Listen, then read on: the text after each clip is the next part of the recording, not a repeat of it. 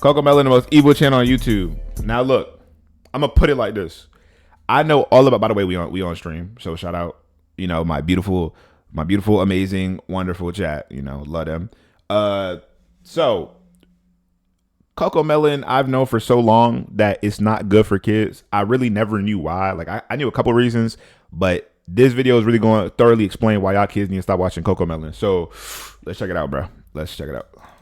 My son is almost 2 and I've been letting him watch Cocomelon, but now I had to get him speech therapy so I can get him to talk. There are hundreds and hundreds of anecdotes in which parents mention the exact same problem. The Cocomelon show is so insanely addictive, it's being compared to nicotine and causing developmental issues amongst the kids who can't stop watching. Okay, I'm gonna let him explain more before I go in. Children's TV expert Jerica Sands calls it the most damaging show a child can watch, explaining the sneaky ways in which they make the show addictive.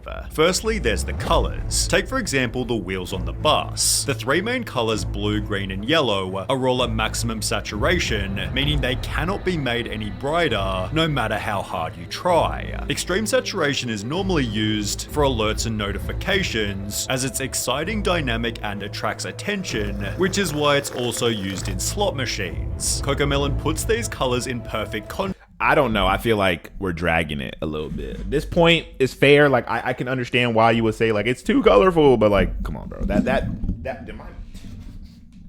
All right, this is the power of Cocomelon. All right, I'm gonna shut up. Making them appear even more vibrant, which is different to, for example, Bluey, in which the colors instead blend together. Cocomelon's also different because it's highly repetitive. There's a reason they have 38 videos with over 1 billion views. A child's brain is wired to learn through repetition, so it feels right to them to watch the same thing over and over again. Cocomelon abuses this in almost every video. For example, in the Yes Yes Playground song, they pick a word to repeat 3 times in every sentence, pairing it with a subtly repeating background lullaby. That's any song though. Again, yeah, I ain't gonna lie. We kind of 2 for 2 on points that I don't really understand all the way. Keeping children hooked. Literally no show or movie puts my son into a deep trance the way Cocomelon does. The second it's on the TV, he turns into a toddler zombie who doesn't see or hear anything else that's going on in the room. This is only exacerbated by Cocomelon's subtitles, which have also been a heavy point of criticism. The letters are not educational, I can barely read them fast enough. It's simply another interesting element to capture your little one's attention. Cocomelon explains in every description, our goal is to help make learning a fun and enjoyable experience for kids, giving you the peace of mind that your children are receiving quality educational content. But people have argued that they're teaching exactly what children shouldn't do. For example, in the No No Bedtime song, the baby refuses to brush his teeth, have a bath, put on pajamas, or get in bed. The education is that he eventually agrees to do so, yet a TikTok user was critical, stating, anytime I'd ask my son to do a simple task, he'd say no, no, no. Oh, hell no, no, no. You getting smack, smack, smack. What you mean no, no? Bro, I ain't gonna lie. This is the thing, right? I feel like that is a valid point. Okay? That, like, showing kids being like, no, I don't want to. Fair, but, like, Caillou did the same thing. You know what I'm saying? Like, a lot of kids shows show a lot of rebellion. However, yeah, if my kid did that, where my belt at? Where my belt? I don't even got a belt. I don't need a belt. Where's the switch? Give me a switch. Give me something, bro. Give me a cord. Give me a cord, bro. Give me a cord. Give me a cord. You said what? You said no, no, no. Okay, bro. Yo, nah, I'm tripping. I would never do that. It was a joke. He's sitting there watching Cocomelon, which taught him no, no, no, What's up, and Black to say Reaper? no to me. On the topic of education, Jerica Sands stated, these people don't give a shit about our children. They care about money. That's it. Your child's cognitive development in direct exchange for their wealth, and there's pretty good evidence supporting this. A New York Times journalist visited Cocomelon's studio, discovering their #1 focus is keeping children hooked. Cocomelon's data and analytics team sifts constantly through YouTube numbers to determine exactly what resonates. Should a girl wear black jeans or blue jeans? Should the music be louder or softer? Should the bus be yellow or red? Yellow is the answer, as they use a darker method to ensure that they're... See, and this is the reason why, like, I will agree with, you know, this mode or this theory or these, like, ideas that Cocomelon is bad for kids. Because although I do agree that you need a whole team in order to develop a series with longevity, or really with anything that you want to scale, my guy, bro, why do they all look menacing in a dark, dimly lit room developing strategies for a children's show? I don't know. Maybe I'm gassing it, but still.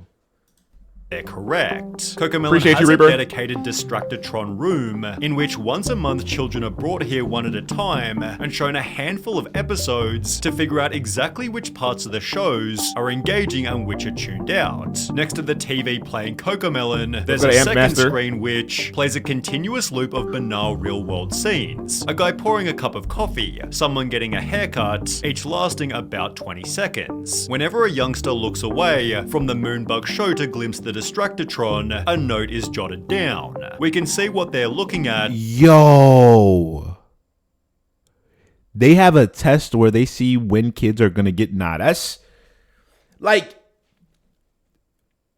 yes, but also no.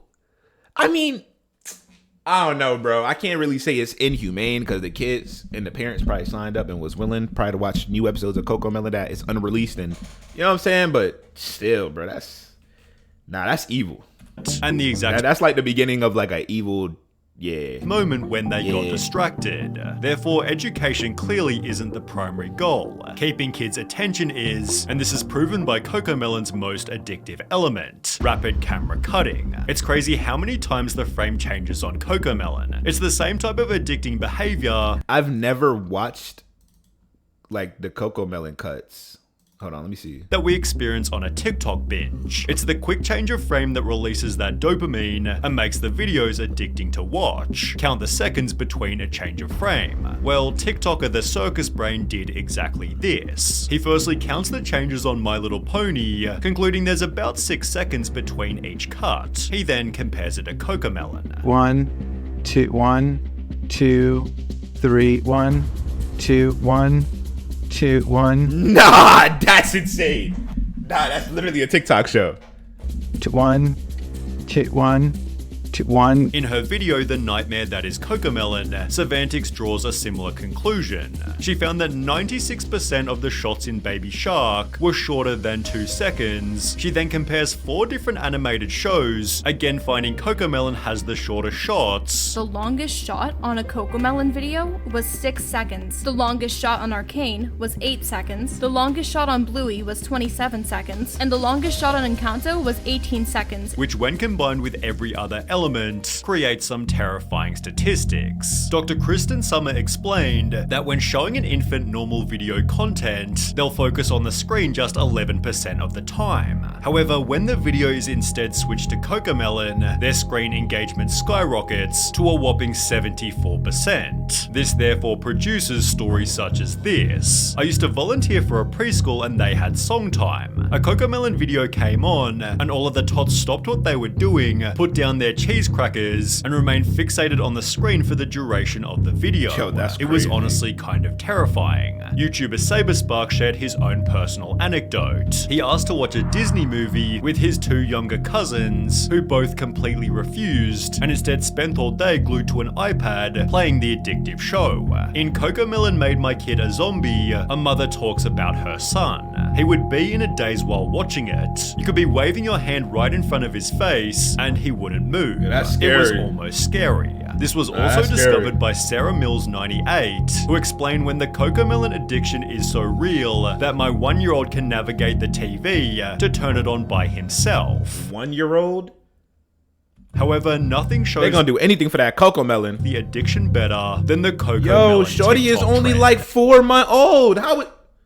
Parents will play the show's intro loudly and video their kids sprinting toward the television, where you can witness their mood change instantly. The New York Times journalist found something similar. The kid in the Distractatron had shown up in the midst of a tantrum, which ended the second he heard the Cocomelon theme song. It was no surprise to Wheeler, the head of research. 99% of kids, he said, if they're having issues when they get here, once that Cocomelon song comes on, they're like, life is okay, all is good with the world. Obviously, there's a reason for this. Cocomelon is so hyper-stimulating that it actually acts as a drug, and what happens when you take the drug away. Young children experiencing symptoms of addiction and withdrawal, obviously leaving them completely dysregulated. TikTok user ThePoff1 filmed what happens when you take the show away, explaining he'll be inconsolable for at least 10 to 15 mins after, adding in the description, Cocomelon meltdown is legit. Once you have a taste of the cocoa, it's hard to break the addiction.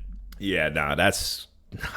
which this Reddit user had experienced even worse. My husband and I have been worried about our child. I can slowly see how she'd throw violent tantrums at home and in Kids church whenever she'd get bored. I'm gonna lie, I'm sorry I'm not talking too much during this reaction video for the people on Just Cozy. It's just because I'm really concerned. Like, this is actually a concerning video.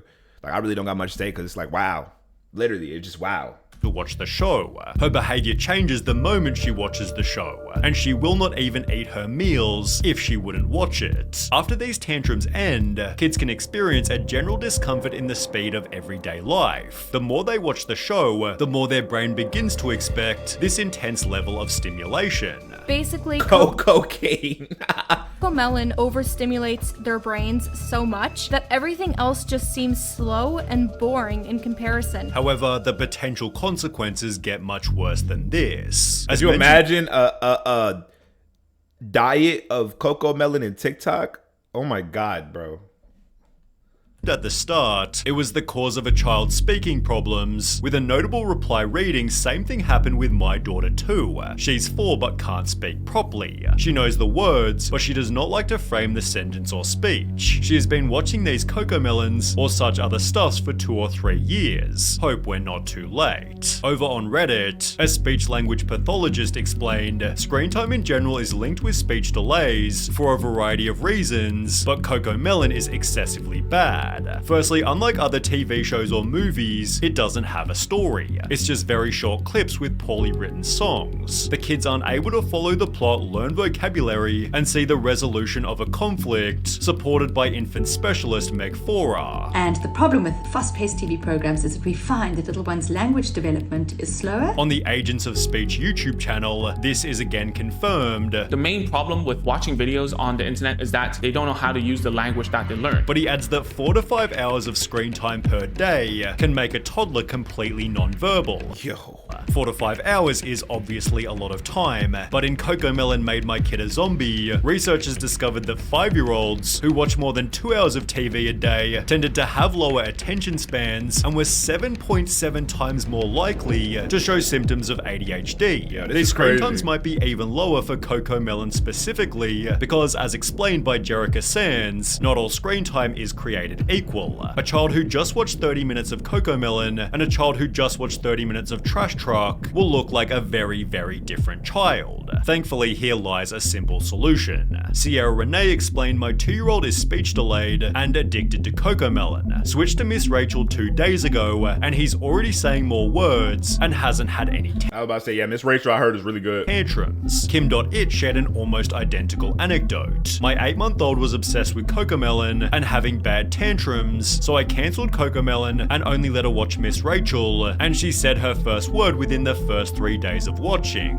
Clearly, parents are able to simply change the channel, but not before leaving Cocomelon a massive amount of dislikes. They've therefore earned the title, the absurdly popular kids show parents hate, and Cocomelon has actually responded to the criticism that explain our shows are not intended to replace outdoor playtime or playdates. They have a place in children's..." I ain't gonna lie, so here's the one thing about children's shows or any children consumption products, they can easily just say it's the parents. Like, just take away ain't nobody forcing you to watch this show. And they're right. So it's, yeah. entertainment time, and as with food, exercise, etc., it comes down to each parent to find the right and appropriate balance for their children. Our responsibility is ensuring that the quality of the content that we produce is high and beneficial for the development of a child's cognitive and soft skills. It is worth adding that our social media communities are filled with stories of parents who experience firsthand how Moonbug content helps their children. Cocomelon does have a crazy amount of supporters, but it's obvious that some of them are simply ignoring the downsides. My baby learned the alphabet and numbers from Cocomelon. She may not speak a complete sentence, but she expresses her wants through phrases. But is it Cocomelon's responsibility to ensure that babies are talking? Well, no. People love blaming cartoons and games for raising children, and not the shitty parents that don't step in to stop them from watching so much. Cocomelon is actually a really sad symbol of parents giving their children tablets instead of actually parenting and interacting with them. Ultimately, parents are the people who choose how much their child consumes. Alright, well that was the end. So people were telling me react to Sunny V2. If you guys want more Sunny V2 in the channel, let me know down below in the comment section. Make sure you like, subscribe, comment. Appreciate you guys watching the video on IsiahCozy, and I will see you guys next one. Peace out.